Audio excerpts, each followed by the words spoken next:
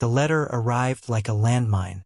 Zahara Blythe stood on the tiny hallway rug and stared at the envelope in her hand as if it might bite. The words on the front were neat, official, and cold. Notice of default. Personal loan. The paper felt heavier than paper should. Her fingers shook as she broke the seal.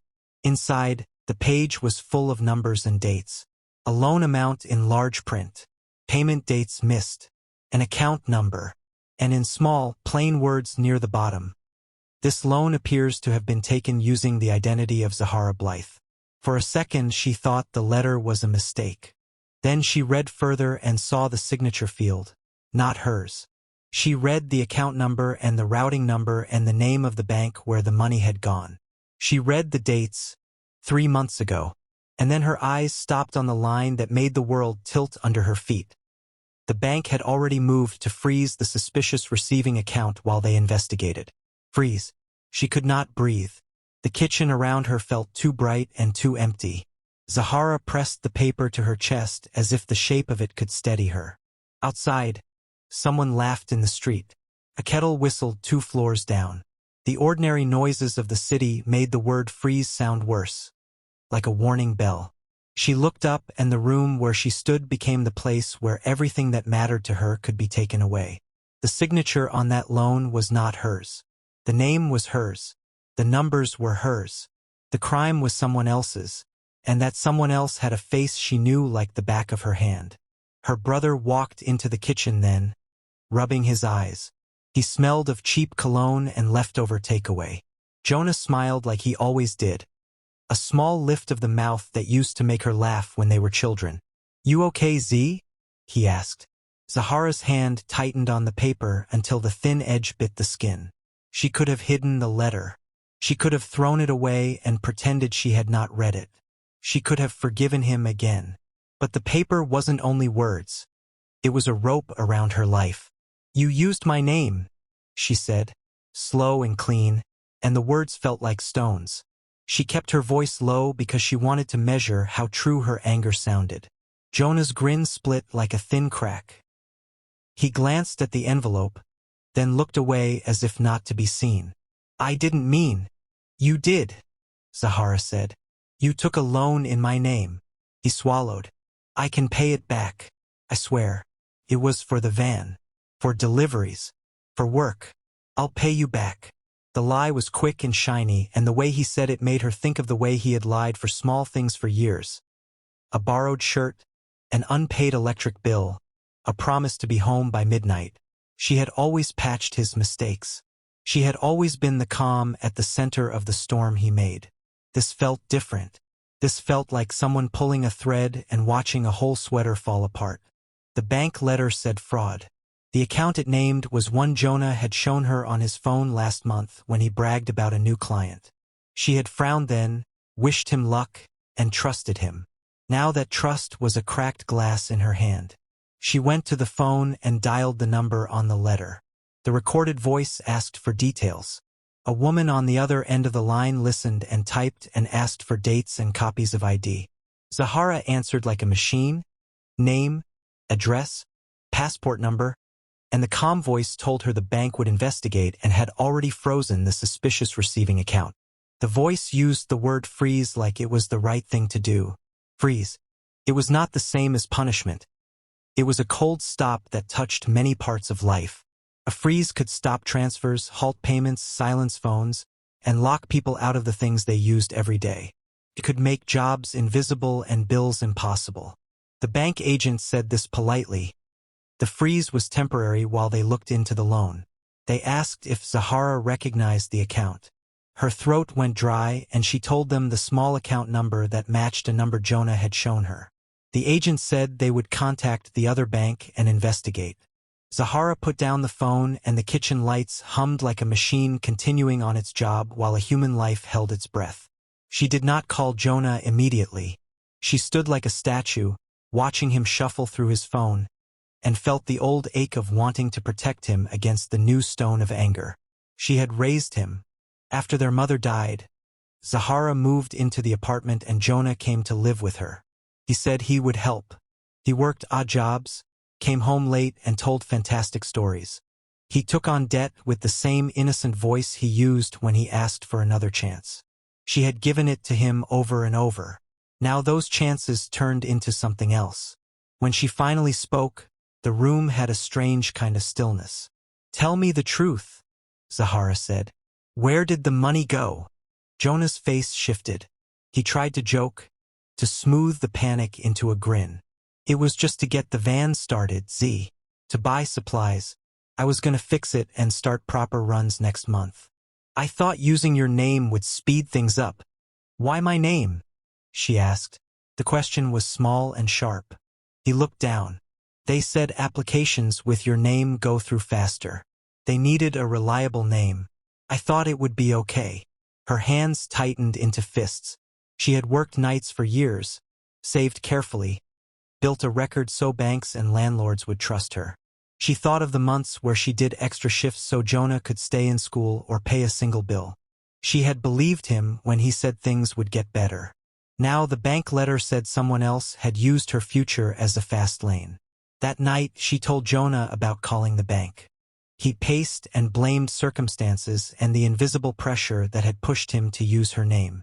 He begged and promised and cried a little. The cry did not fix the numbers on the paper. The freeze the bank put on the receiving account did not say punish the brother or save the sister. It said stop. But stopping could look like punishment to the people who relied on the money. If the receiving account was frozen, the transfers Jonah expected would not be received. Suppliers would not be paid. Phones might be cut. Clients would be angered. The ripple would go far. Something inside Zahara tightened because she did not want him to suffer. She also felt the iron logic tightening. Jonah had used her name and that theft deserved to be found out and fixed. Zahara slept badly. She lay on the apartment couch and listened to Jonah snore across the room. That small childish sound that once had soothed her anger. Morning brought a text message from an unknown number and 2 missed calls from Jonah's supplier. The supplier asked whether Jonah had finally sorted the money. When Zahara looked up the account number again online at the small bank branch, she saw the freeze notice in their system and the slow words. Suspicious activity. Receiving account temporarily frozen pending investigation. She could have gone in and spoken softly, tried to fix things, begged the bank to be gentle, explained that Jonah was a human being. But the bank's rules were machine hard. When identity fraud happened, they froze accounts fast to stop more damage.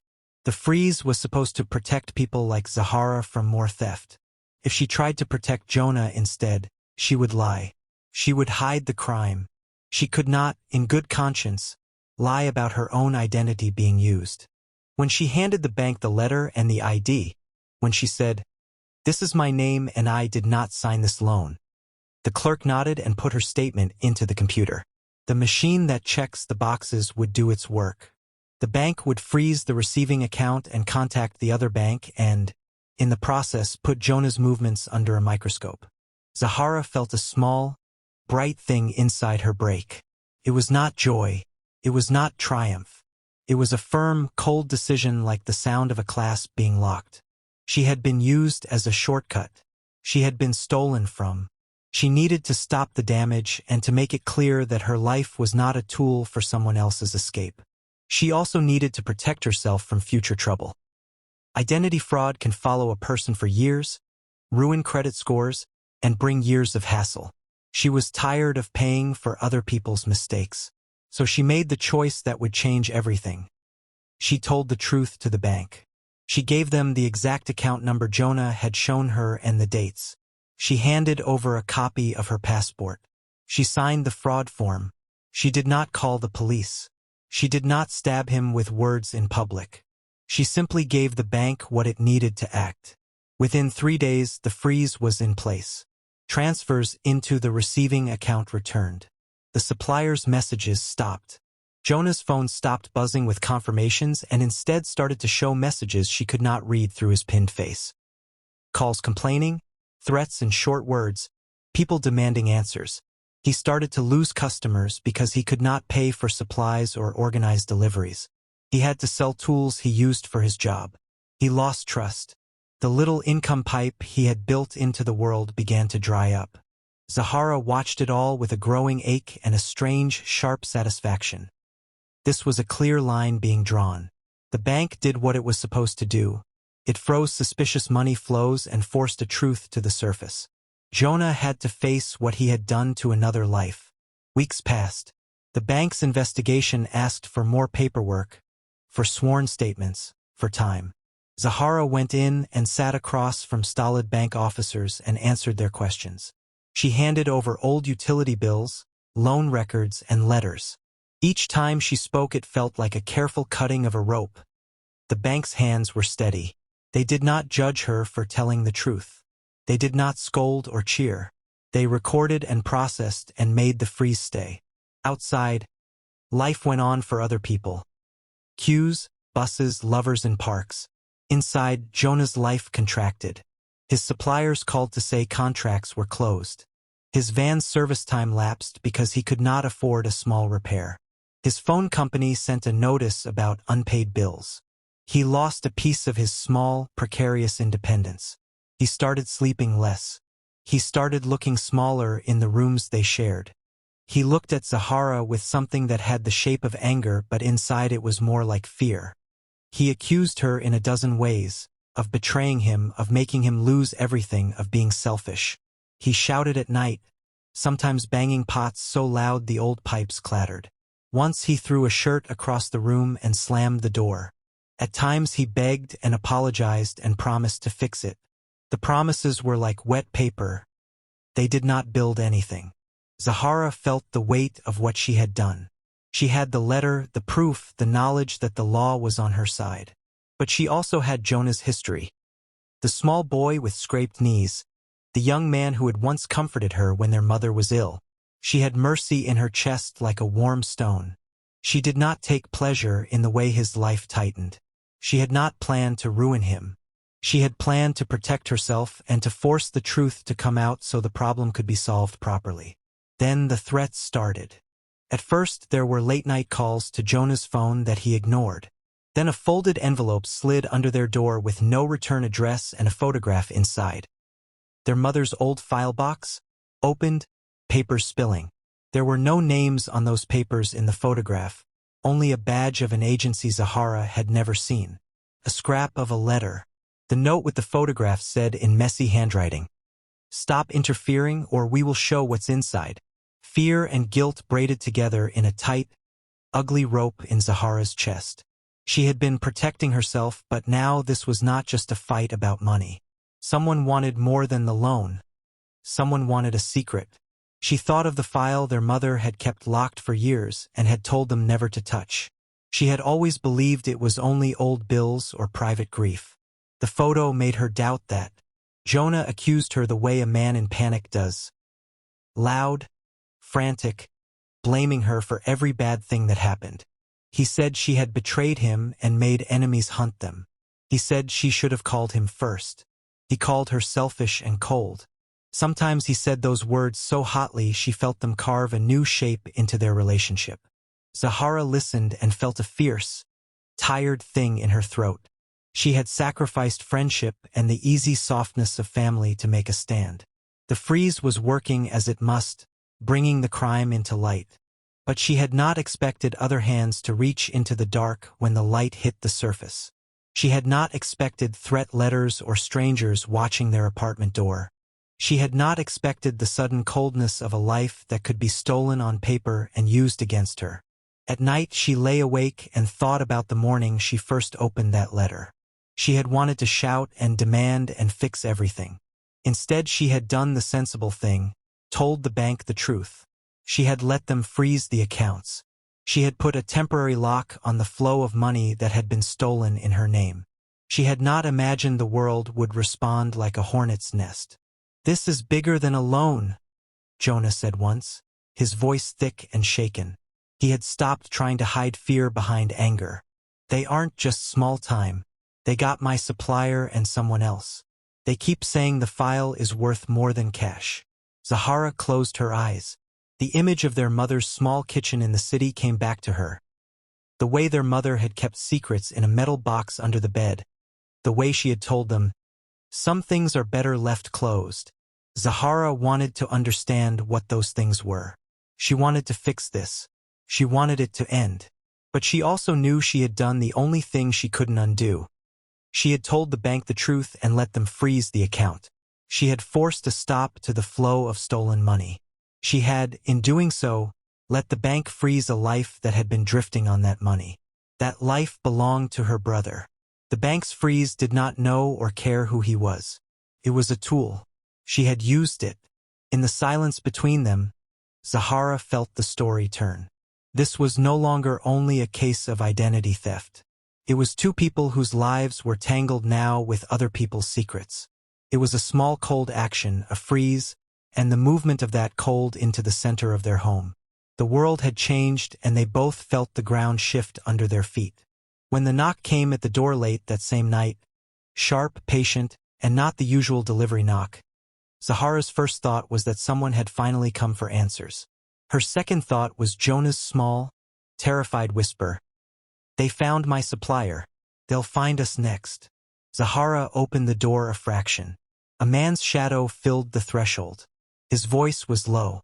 "Jonah Blythe," he said.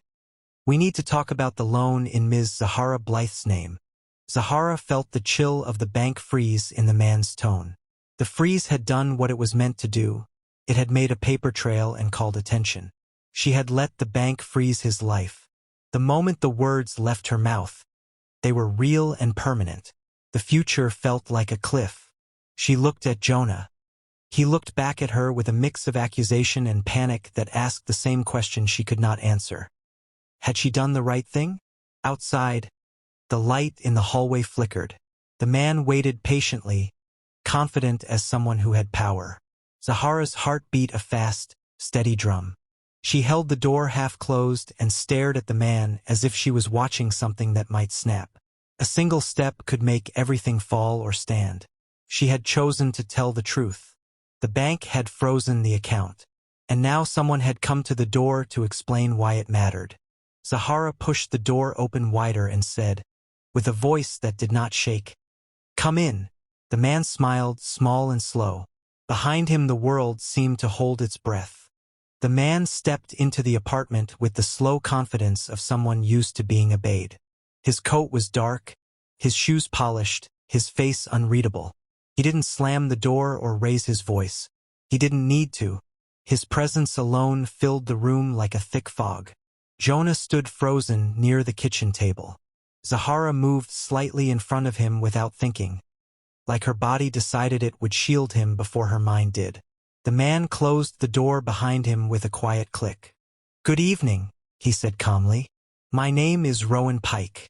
I'm here because the bank has questions." He reached into his coat. Zahara tensed, but he only brought out a slim folder. He laid it on the table with 2 fingers. "The loan taken in Ms. Blythe's name," Rowan continued, "has created complications." He looked at Jonah. "And questions." Jonah swallowed hard. "I already said I'll fix it." Rowan tilted his head slightly. "Fixing it, Mr. Blythe, will require honesty. Something you struggle with." Zahara's pulse thudded. How did this stranger know Jonah's name? How did he know anything about them at all? Her fingers curled around the back of a chair. "What do you want from us?" Zahara asked carefully. Rowan looked at her with a curious softness. "From you? Nothing harmful. From your brother." His gaze flicked back to Jonah. "Answers." He opened the folder. Inside were papers, loan documents, bank freeze notices, timeline charts, copies of signatures. But what made Zahara inhale sharply was the last sheet. A still image from a video camera. Jonah, standing in front of a computer at an internet cafe, submitting a loan application. Rowan tapped the image lightly. "This," he said, "is a problem." Jonah's voice cracked. I didn't know they'd freeze it so fast. I didn't know she'd tell the truth." Rowan said. "She did what anyone would do. The bank did what banks do." His eyes sharpened. "You, Mr. Blythe, are the only one who broke the rules." Zahara clenched her jaw. She wanted to scream at Jonah. She wanted to cry. She wanted to ask Rowan why strangers kept sending threats and watching their building. She wanted the nightmare to reverse itself. But she stood still because Rowan looked like someone who measured reactions the way doctors measure heartbeats. "What happens now?" Zahara asked quietly. Rowan closed the folder. "Now," he said, "we discuss the file." Zahara stiffened. "File? What file?" Rowan's gaze flicked to Jonah. Jonah's shoulders slumped. Zahara felt cold. "Jonah," she whispered. "What file?" Rowan answered for him. "Your mother's." Zahara's breath caught. "My mother? Her old documents? Those were private." "Private," Rowan agreed. "And valuable." Zahara stepped back like she'd been pushed. "Valuable? Why?" Rowan didn't blink. "Your mother worked for a small investigative unit many years ago. A unit that handled sensitive information. That file box contained case notes she was never supposed to keep." The floor seemed to tilt. Zahara gripped the chair harder. "She never told us," she whispered. Rowan nodded. "Because she didn't want you or your brother involved. But Mr. Blythe here," he nodded at Jonah, "gave that file to the wrong people." Zahara stared at Jonah. You gave away Mum's work?" Jonah's voice shook. "I didn't know what it was. I swear. I just needed collateral." Zahara's voice cracked. "You used Mum's private file as collateral?" Jonah squeezed his eyes shut. "I thought it was just old papers. They said it was just to hold it until I paid." "But you didn't pay," Rowan said. "And then your sister reported the fraud, which caused the freeze." His eyes narrowed. "And the people who now have that file panicked." Zahara's chest tightened. "What's in that file?" Rowan paused before answering. Then he sat down, crossed one leg over the other, and said the words that cut the room in half. "Your mother exposed a small group of people years ago before she left her unit. People who do not want their names resurfacing." Zahara felt dizzy. "What kind of people?" "The kind who send threats," Rowan said simply. "The kind who watch your building. The kind who have already opened her file and are using it for leverage." Her stomach twisted. "You mean they found her old cases?" "Her notes." Rowan nodded. "And one name in particular. A name your mother tried to bury, and hoped would stay buried." The air in the room felt painfully still. "What name?" Zahara whispered. Rowan smiled faintly. "That, Ms. Blythe, is the problem. They won't tell us unless we trade something back. They want the bank to unfreeze the account and release funds." Zahara blinked. "Why? What does the bank have to do with this?" "Those individuals," Rowan said, "have money moving through several accounts. Your mother's file mentions that money. When the loan under your name became flagged, the investigation reached one of their accounts." Zahara's knees weakened. "The loan in my name triggered an investigation." "Yes." "And the investigation touched their money." "Yes." "And so the bank froze their account too." "Yes." Zahara swallowed. "So they think I did it on purpose." Rowan nodded once. "They think Zahara Blythe is interfering, which makes you, Ms. Blythe, a liability." Zahara's skin crawled. "Are they dangerous?" she whispered. Rowan didn't answer. He didn't need to. Jonah took a small step forward. "Look," he said, voice trembling. "We didn't mean for any of this to happen. I'll fix it. I'll talk to them. You'll do nothing," Rowan said sharply. "You're already in too deep." He looked at Zahara. "You, Ms. Blythe, need protection. And answers. But to get either, you need the file back." Zahara's heart thundered. "We don't have it. They do." "Yes," Rowan said. "And they won't return it unless they get what they want." "What do they want?" Rowan tapped his folder. "Unfreeze their money." Zahara blinked. "I can't do that. I don't control the bank." Rowan smiled a small, humorless smile. "They don't care. They only know the chain reaction started with your name. Therefore, in their minds, you are responsible." Zahara felt her throat tighten. "This isn't fair. Criminals rarely are." She wrapped her arms around herself. Everything felt too big, too twisted, too fast. "So what do we do?" she whispered. Rowan stood. Oh, you'll do nothing rash, he said calmly. You will stay quiet. You will stay calm. You will stay under the radar. Because if they think you're trying to undo what's been set in motion. He paused. Things could get unpleasant. Jonah shivered. Zahara felt sick. So what do you want from us? Rowan picked up the folder, slid it back into his coat, and adjusted his sleeves. I want you both somewhere safer, he said.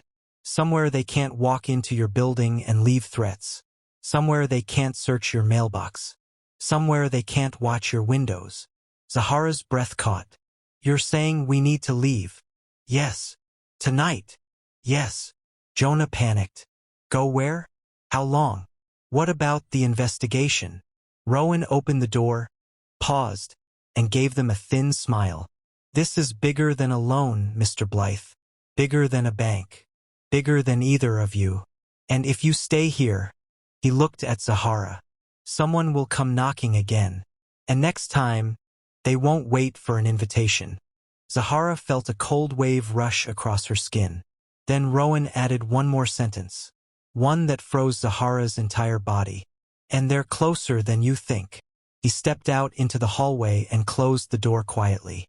The lock clicked. Silence. Jonah sank onto the couch, shaking.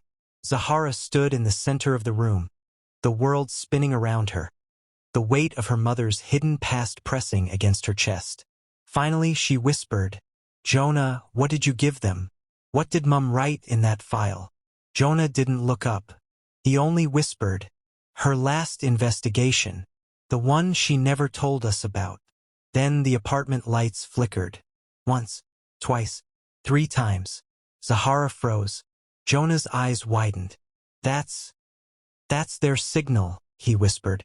Zahara's heart dropped. Outside the door, a shadow moved, then a soft, deliberate knock. Just 3 taps. Exactly like the envelope warning. Zahara grabbed Jonah's arm, pulling him back. Because this time the knock wasn't Rowan. And whoever was outside wasn't a friend. The 3 taps echoed through the apartment like the sound of a clock counting down. Slow, soft, confident. Zahara and Jonah froze side by side. Neither of them breathed. The lights flickered again. Once, then steadied. As if the entire building was holding its breath with them. Jonah whispered, barely moving his lips. That's them. Zahara felt her heartbeat hammering inside her ribs. Rowan just left, she hissed. He can't be back this fast. That's not Rowan, Jonah said. He knocks once. Fast. The difference felt like a blade between them. Tap, tap, tap. The sound came again. Patient, gentle, as if whoever stood outside knew they had all the time in the world. Zahara backed away from the door and pulled Jonah with her, step by step, until their backs touched the kitchen counter. Her fingers shook so badly she had to grip the edge of the counter to hide it. What do we do? She whispered. Jonah swallowed hard. Don't open it. That part was obvious, but the knock wasn't going away. Another 3 taps. This time, quieter. Almost polite. Zahara's skin crawled. She looked at Jonah. Do they know Rowan came? Jonah nodded slowly. They've been watching the building. They know everything. Her stomach clenched. So what do they want? Jonah's eyes went to the deadbolt. Probably the same thing they always wanted. The file. Yes, Jonah whispered. But now they want us too. Zahara felt a wave of fear tighten around her lungs. A part of her brain whispered that this was all her fault. The bank freeze had exposed everything, had touched money that didn't belong to the wrong people, had put her name in a spotlight she never asked for. But she shoved the guilt down. She didn't create this mess, Jonah did. The knocks came again. Only 2 this time. Sharp. Not patient anymore. Jonah jumped. Oh no, he whispered. They're getting annoyed. Zahara grabbed her bag and tugged Jonah's wrist. We're not staying here. Where are we supposed to go? Jonah whispered. They're right outside. Zahara's eyes darted to the fire escape window near the kitchen. It was small, narrow, but climbable. Out the window, she said. What? Jonah's eyes widened. It's 3 floors up. Better than staying in here, she snapped. Another knock. This one louder, firmer, almost a warning. Jonah didn't argue again. They moved fast. Zahara pulled the curtain aside, unlatched the tiny window, and shoved it up. Cold night air rushed into the apartment. Below them, the metal fire escape clung to the wall like a skeleton. It rattled in the wind, old and rusted. But it was better than the front door. Go, Zahara whispered. Jonah squeezed through the narrow window frame first. The metal groaned under his weight as he stepped onto the platform. Zahara climbed through after him. She had barely planted her foot onto the metal when the apartment door handle turned. Zahara froze. Jonah hissed, Move! But she couldn't. Not yet. She turned just enough to see the apartment door shutter as the person outside pushed harder. They weren't knocking anymore. They were trying to get in. Jonah grabbed her arm and yanked her fully onto the fire escape. The metal clanged loudly, too loudly. Zahara winced. Inside the apartment, the door rattled violently. They heard that, Jonah whispered. Zahara grabbed his wrist again. Go down. Go down now. They started descending the spiral stairs as quietly as they could, each step creaking like an old cough. The wind bit at their cheeks. Zahara's bag swung against her hip. Below them, the alley looked dark and endless. Halfway down, a sharp metallic sound cracked above them. The apartment door had been forced open. Jonah looked up. They're inside. Zahara's chest tightened. Faster, Jonah. They took the stairs 2 at a time now, metal screeching beneath their feet. When they reached the second-floor landing, a new sound sliced the air. Footsteps on the fire escape above them. They stopped. Zahara dared to look up. A figure stepped onto the top platform, shadowed, tall and still. Jonah panicked. He sees us. Move! Zahara shouted. They bolted down the remaining stairs. Zahara's lungs burned. Jonah nearly tripped. The metal clanged again and again, echoing off the narrow alley walls. Above them, more footsteps. More than one person now. They were being chased. When they reached the ground, Jonah jumped the last step and landed hard. Zahara followed, stumbling as her foot hit the pavement. Go! She gasped. They sprinted toward the street at the end of the alley. But halfway there, a figure stepped out from behind a dumpster. A woman this time, calm, tall, dressed in dark clothes, and holding something small, not a weapon but a phone. She blocked the exit with a soft, unnerving smile. Leaving so soon? She asked. Zahara froze. Jonah skidded to a stop beside her. The woman didn't move. She didn't need to. She stood like a locked gate. Behind them, the footsteps on the metal stairs got louder. They were trapped in the alley. Then the woman spoke again, almost gently. Your mother kept secrets, she said. Secrets that belong to us. Zahara's breath hitched. Jonah tensed. We don't have the file. I know, the woman said. Your associates have it. Her tone darkened. But you owe us something else. Zahara swallowed hard. What? The woman's eyes glinted. Access. Zahara went cold. To what? The woman smiled wider. To the bank investigation. Zahara's mind spun. You want me to interfere? To stop the freeze? No, the woman said. We want you to redirect it. Redirect? What? The blame. Zahara didn't understand. The woman's voice dropped to a whisper. We want the investigation to point to someone else. Someone who deserves attention far more than we do. Zahara stared. You want me to lie to the bank? Not lie, the woman said smoothly. Shift. Reframe. Suggest. Jonah's voice cracked. We're not doing that. The woman's eyes flicked to him with cold amusement. You're not in a position to refuse. The footsteps above grew closer. 2 more figures reached the ground behind them. Jonah stepped in front of Zahara. Zahara's heart pounded so loud she could barely hear the night around them. The woman took 1 step closer. Your mother took something from us? She said softly. Your brother cost us time. And you? She tilted her head at Zahara. You cost us money. Zahara felt her throat tighten. The woman whispered, Now you will give something back. Zahara trembled. What if we don't? The woman didn't blink. Then the next file we open will not be your mother's. She let the threat hang. Zahara swallowed. What does that mean? The woman smiled faintly. We know everything about you now. Her eyes slid toward Jonah. And him. Behind Zahara, one of the men closed the alley entrance. They were surrounded. The woman took another step. Then another. Jonah's breath shook. Zahara's pulse hammered. The woman reached into her coat and pulled out something small. She held it out toward Zahara. You'll need this, she said. Zahara didn't move. What is it? The woman stepped close enough for Zahara to see her reflection in the woman's eyes.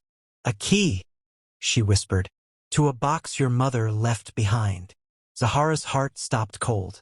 A box? Another one? The woman smiled. She hid it well. We never found it. But your mother wanted you to. Zahara couldn't breathe. Jonah whispered, Z. The woman pressed the small metal key into Zahara's shaking hand. Then she leaned close and said, Find the box, or everything your mother tried to protect will fall apart. Zahara stared at the key. The woman stepped back. The men closed in. Then, somewhere above them, a loud crash exploded through the alley. A voice shouted, Zahara, move! Zahara snapped her head up. A figure stood on the fire escape. Rowan. He pointed sharply downward. Run. Now! The alley erupted into chaos. The alley exploded into motion. Rowan's voice cut through the chaos like a lightning strike. Move, Zahara. Go! Zahara didn't think. Her body reacted before her mind caught up. She grabbed Jonah's wrist and pulled him toward the narrow space between the dumpster and the opposite wall. The woman shouted something behind them. The men turned. Footsteps thundered.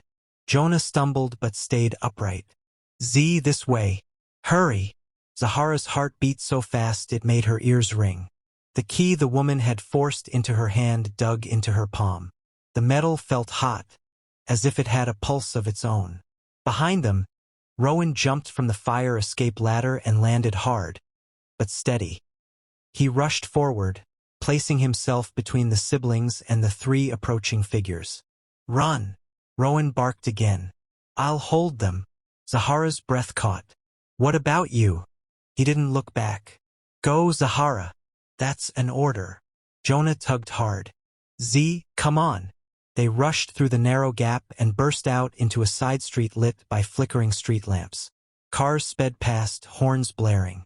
People walked on the sidewalks, unaware that a nightmare was unfolding only meters away. Jonah gasped for breath. Where do we go? They're everywhere. Zahara scanned the street. We need to disappear. Blend into the crowd.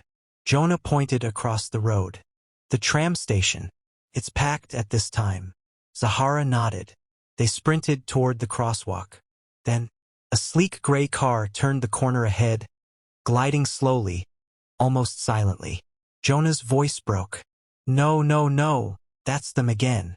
The car rolled to a stop by the tram station entrance. Two men stepped out. Zahara froze mid-step. They were being boxed in from multiple sides. Jonah whispered, We're trapped. No, Zahara said, breathless. Not yet. Her eyes darted across the street. Then she saw it.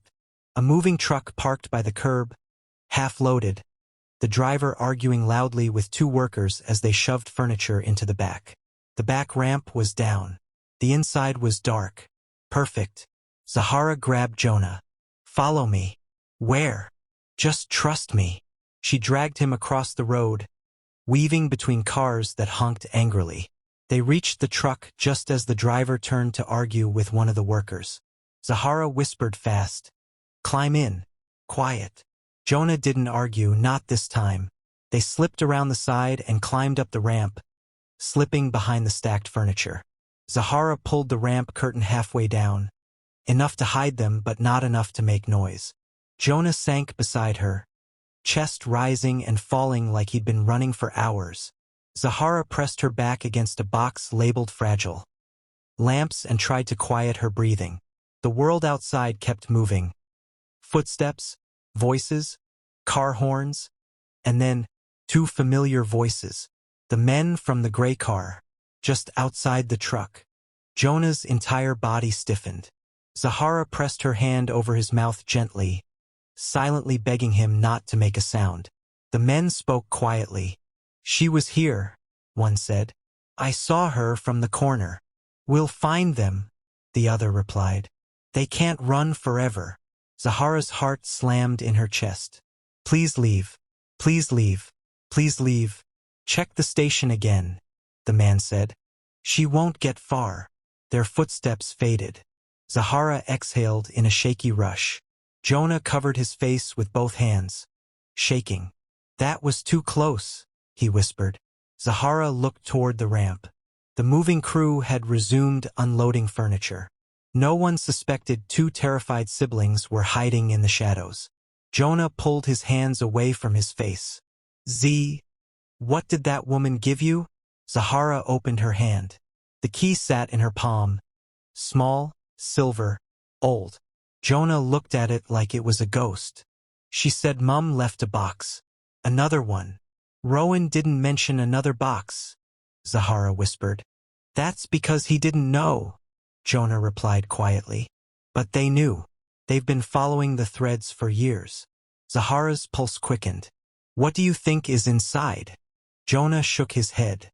"If it's anything like the file I gave them, it's something Mum kept hidden because it was dangerous." Dangerous. The word stuck in Zahara's chest. Jonah's voice lowered. "Do you think she wanted us to find it? Or was it something she hoped we'd never see?" Zahara didn't answer, because she didn't know. Before she could speak, the truck engine roared to life. Zahara and Jonah jerked upright. The workers shouted at the driver. The doors slammed shut, and the truck began to move. Jonah whispered, "What do we do now?" Zahara's fingers tightened around the key. "We find Mum's box," she said. "We find out the truth." "But where is it?" Jonah asked. "Mum never said anything." Zahara looked at the key, old, scratched, with a tiny engraving on one side. An engraving she recognized. 3 letters, M.B. Their mother's initials. But beneath the initials, a number, a small carved number. 117. Zahara stared. Jonah leaned closer. "What does it mean?" Zahara swallowed. "I think it's a storage unit." Jonah blinked. "A storage unit? You mean she rented one?" "Yes," Zahara whispered. "Mum used to disappear on Saturdays sometimes. She always said she was running errands. But she never brought home bags. She never had groceries. She just left and came back." Jonah went silent. Then, "You think she kept a second box in a storage locker?" Zahara nodded slowly. "And I think this key unlocks it." The truck turned sharply, throwing them off balance. Jonah held onto the metal railing. He whispered. "Even if that's true, how do we find storage locker 117? Zahara stared down at the key, at the tiny engraving next to the numbers. A faint stamp, Northside Lock and Store. Her breath caught. "I know where this is," she said. "It's near Mum's old office." Jonah nodded slowly. The place she always avoided talking about. Zahara felt the weight of the key burn into her palm. Jonah whispered, "If we go there, those people will follow." "I know. They want the box." "I know. And Rowan told us to go somewhere safe, not chase danger." "I know." Jonah grabbed her arm. Why are you determined to do this?" Zahara swallowed hard. "Because whatever is in that box, Mum wanted it hidden, and now it's the only leverage we have." Jonah looked at her, fear and gratitude mixing in his eyes. Before either of them could say more, the truck slowed, then stopped. Voices outside. Doors opening. Jonah whispered, panicked, "We have to get out before they unload everything." Zahara peeked through a gap in the curtain. They had stopped at another building, a residential block. People waited on the sidewalk for their furniture delivery. Zahara pulled back the curtain. "Now," she said, "we get off. Quiet and fast." Jonah nodded. They waited for the workers to look away. Then they slipped out of the back of the truck and dashed behind a row of parked cars. The moving men didn't notice. Zahara exhaled shakily. Jonah looked around. "Where are we?" "Doesn't matter," Zahara said. "We need to get to Northside Lock and Store. Before they do." Jonah hesitated. What if the truth is worse than we think?" Zahara looked at the key, then at Jonah. Her voice was soft but firm. "Then we face it. But we face it together." Jonah nodded slowly. Then, a phone began ringing. But not Zahara's. Jonah's. He froze. Zahara whispered, "Don't answer it." But the caller ID flashed one word. Unknown. The same sender who had threatened them. Jonah's hand trembled. The phone kept ringing. And ringing. Zahara whispered urgently, "Jonah, throw it away." But Jonah didn't, because the ringing stopped, and a message appeared. Zahara watched Jonah's face pale as he read it.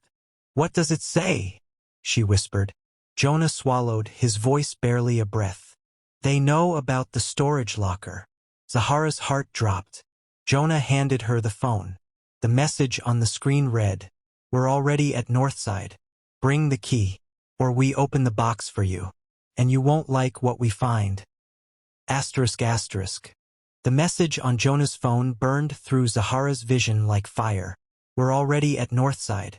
Bring the key, or we open the box for you. And you won't like what we find." ***. Zahara's mouth went dry. The words didn't feel like a threat. They felt like a countdown. Jonah lowered the phone, his hands trembling. They're already there. We can't beat them." Zahara shook her head slowly, her heart hammering. "No, we can. We have to." Jonah grabbed her arm. "But how?" "They're waiting for us at the one place we need to go."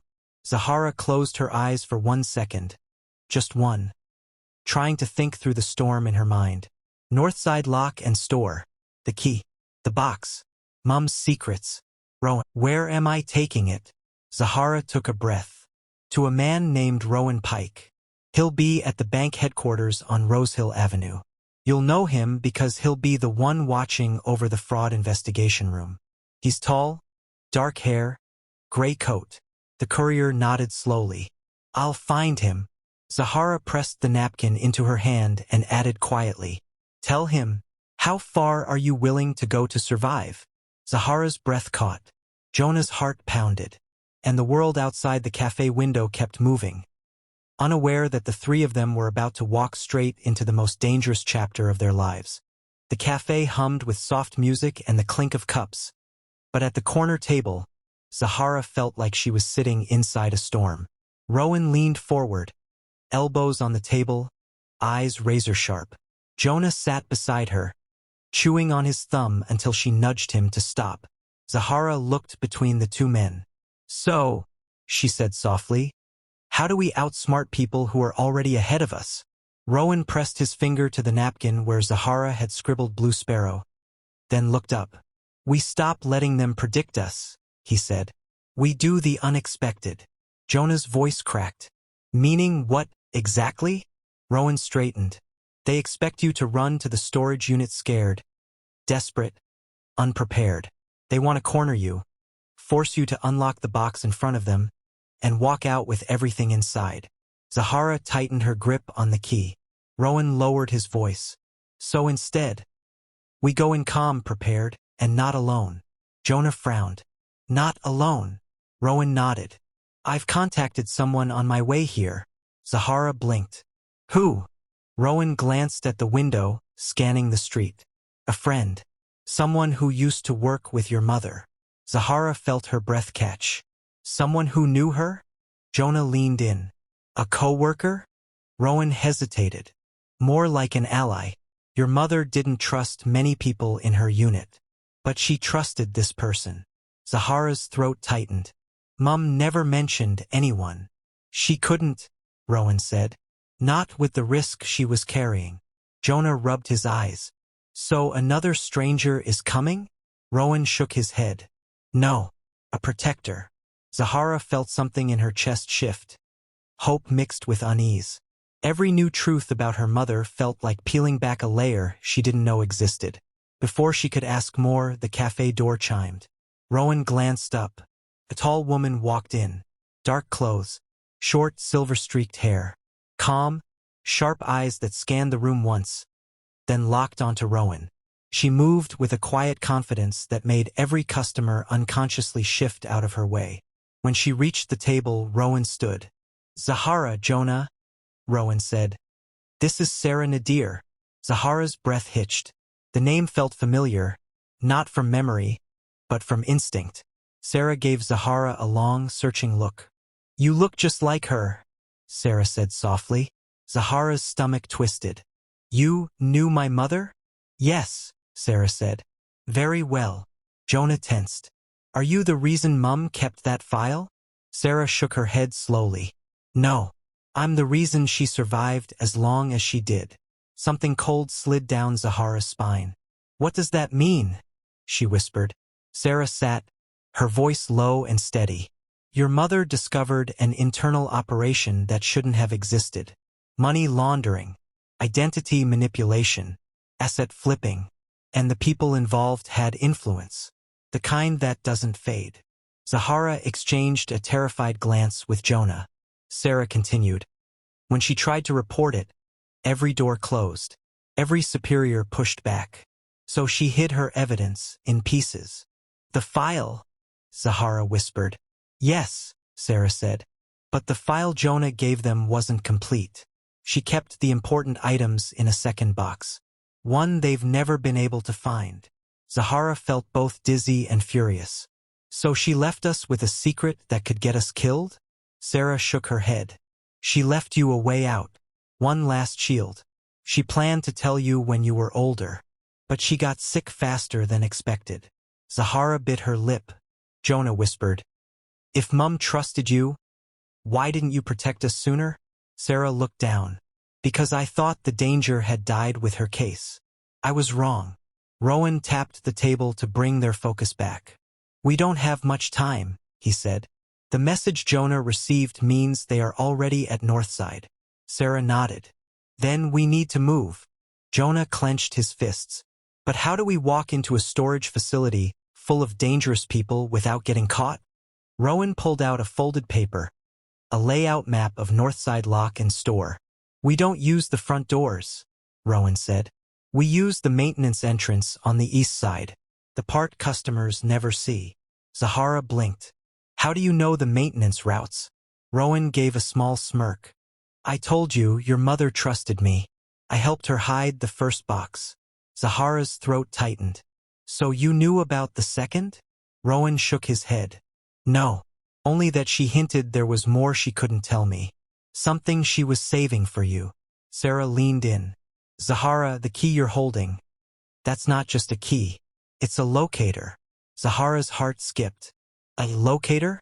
For what? For the box's exact position, Sarah said. Your mother knew people might search the lockers. So she placed the key's serial number in a hidden registry only she could access. Jonah stared. So Mum planned everything? Rowan nodded. She was always 10 steps ahead. Zahara swallowed. If they're already there, what stops them from tearing open locker 117 right now? Sarah's voice dropped. They can't find it. Zahara's eyes widened.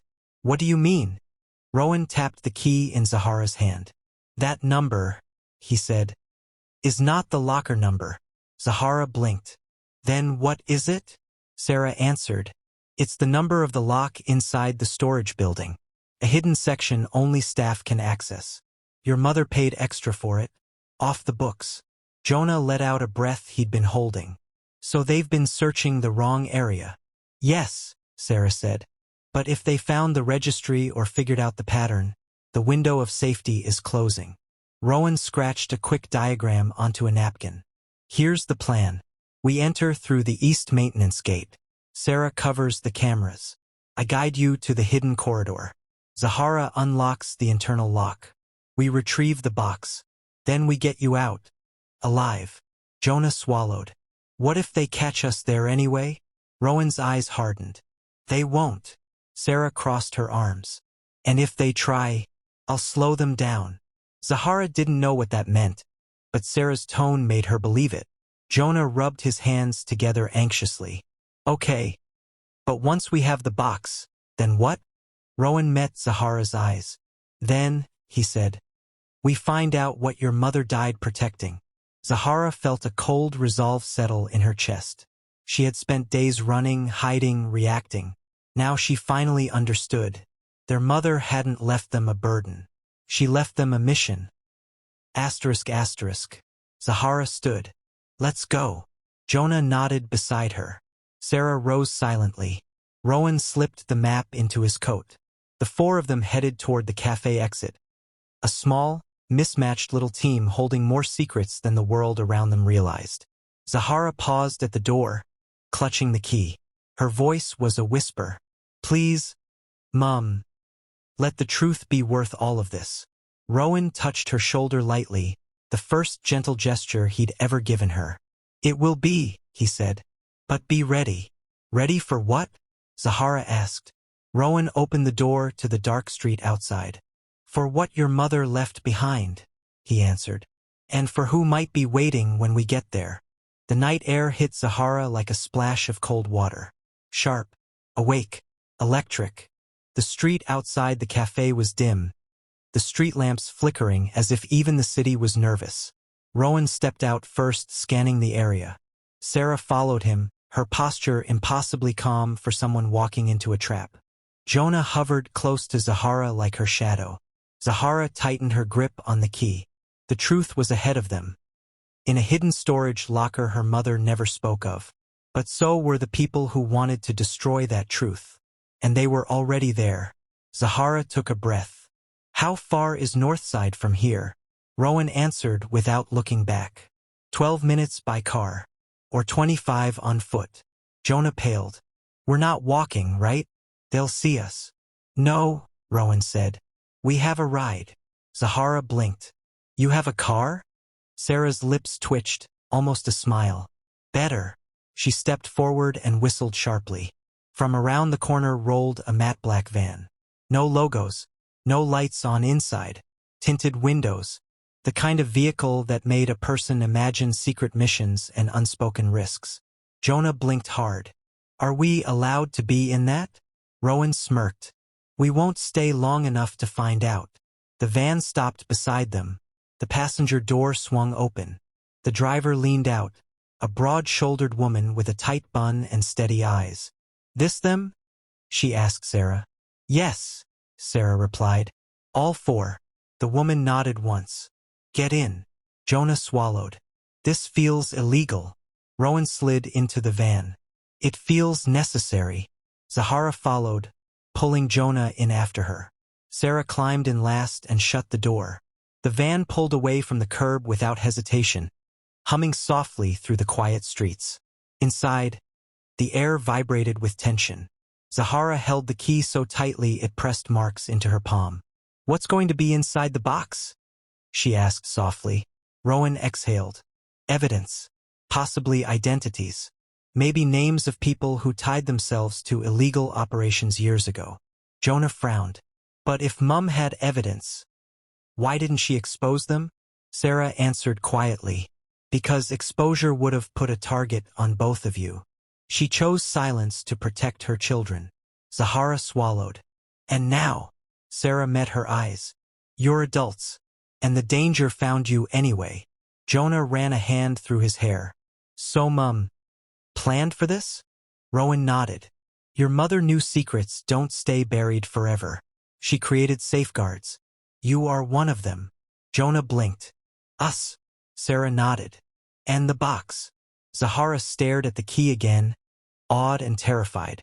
She trusted us to finish what she couldn't. Rowan gave a slow nod. You are your mother's contingency plan. That sentence hit Zahara like a punch. Not painful but forceful. She had always believed her mother's life was simple, that her past was normal, that she'd taken secrets to her grave. She never imagined her mother had been planning for a day like this. Zahara's voice softened. "I wish she told us," Sarah whispered. "She was trying to keep you safe." The van turned suddenly. The city blurred past the windows, streetlights, corner stores, small houses pressed together like whispered secrets. Jonah looked out the window nervously. "Are we being followed?" The driver answered without turning. "Nothing behind us. Nothing trailing. No suspicious turns." Sarah nodded. "Good." Zahara leaned forward. "Rowan, how did you even know Mum?" He looked out the window, thoughtful. "She trained me, fresh out of the academy. She taught me how to see things others missed. She taught me not to trust neatly wrapped stories." Zahara's heart twisted. She had never known that version of her mother. Rowan went on, voice softer now. "She saved my life. Twice. I owed her more than I could ever repay." Jonah raised his eyebrows. "So helping us is paying her back?" "In part," Rowan said. "But I'm helping you because someone needs to protect what she died to hide." The van slowed. "Almost there," the driver said. Rowan straightened. Zahara looked out the window and saw it. A wide building with a faded sign. Northside Lock and Store. The storage facility looked ordinary from afar. Rows of roll-up doors, a flickering entrance light, a front office closed for the night. But the shadows around the building felt wrong. "Still. Waiting."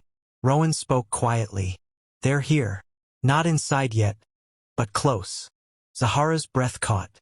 "How can you tell?" Sarah pointed toward a dark SUV parked across the street. It had no plates, no movement, just presence.